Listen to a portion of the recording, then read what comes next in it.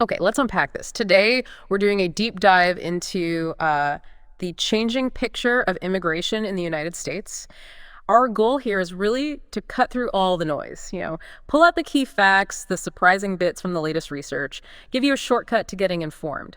So when you look at the latest data, what's the big story? What really jumps out? Well, the data, it really paints a vivid picture. You see these dynamic shifts happening. And I think what stands out first is just the sheer scale and, importantly, how fast the immigrant population has been growing recently. Yeah, that scale it's genuinely historic, isn't it? We're talking nearly 48 million immigrants in 2023. That's the highest number ever, making up, 14.3% of everyone in the U.S., almost hitting that old record from way back in 1890.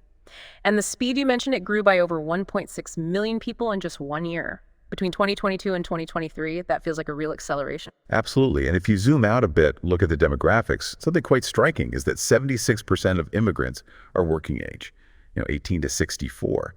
That's way higher than the U.S. born population, which is around 58%. It sort of highlights their role in the labor market, especially with an aging workforce. It's like a demographic boost. Okay, that's a really important point. And what about diversity within that group? Oh, huge diversity. Racially, you've got about 27% identifying as single-race Asian, 22% reporting two or more races. And language-wise, while most U.S. residents, about 78%, speak only English at home. Among those who speak another language, Spanish is dominant. That's 61%. And education, how does that compare? Interestingly, pretty similar to the U.S.-born population. Around 35, maybe 36% of immigrants hold a bachelor's degree or higher. So very comparable there. Right. So, okay, how do people actually immigrate legally? What are the main routes to getting a green card, that permanent residency?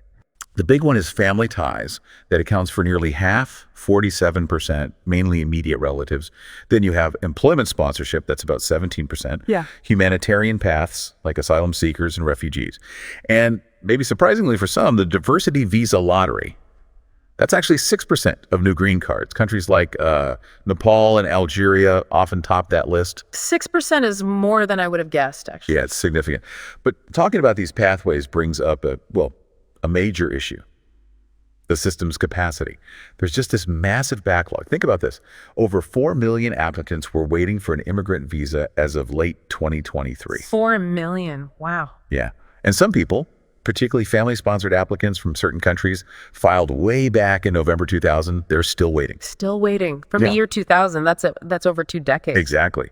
Mexico has the largest number stuck in that backlog, about 1.2 million citizens waiting their turn. Okay, so that's the permanent side. What about temporary situations, protections? Right, there are important temporary measures. You've got temporary protected status, TPS. As of late 2024, that covered around 1.1 million people. It gives them work authorization, protects them from deportation if their home country is unsafe. Venezuela, Haiti, El Salvador, they have the largest groups under TPS right now. And DACA, that's still relevant, isn't it? Very much so. Deferred action for childhood arrivals. It protects about 537,000 people, lets them stay and work. But crucially, it doesn't offer a path to a green card or citizenship. And 81% of DACA recipients, by the way, are originally from Mexico. Got it.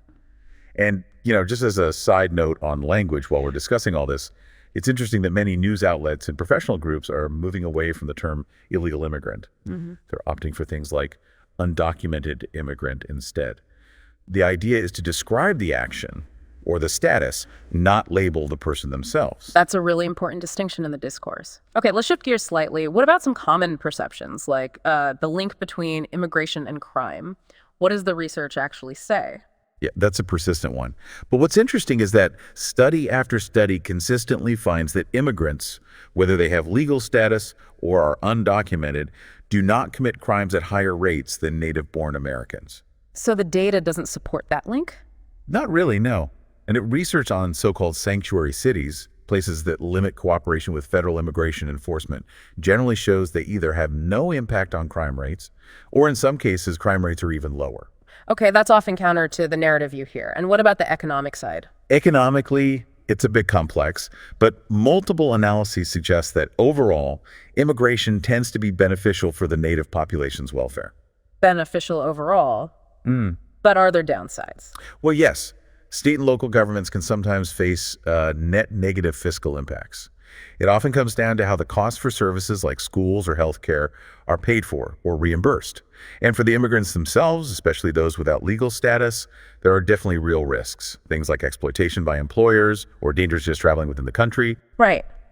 So wrapping this up, what does all this data, all these facts really mean for you listening? It means immigration isn't simple, is it? It's this really dynamic, complex force that's profoundly shaping American society, the economy, the legal system. It touches millions of lives.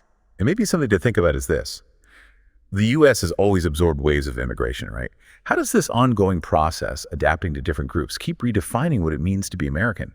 Does it, as some historians suggest, push institutions to become, more meritocratic by accepting talented outsiders?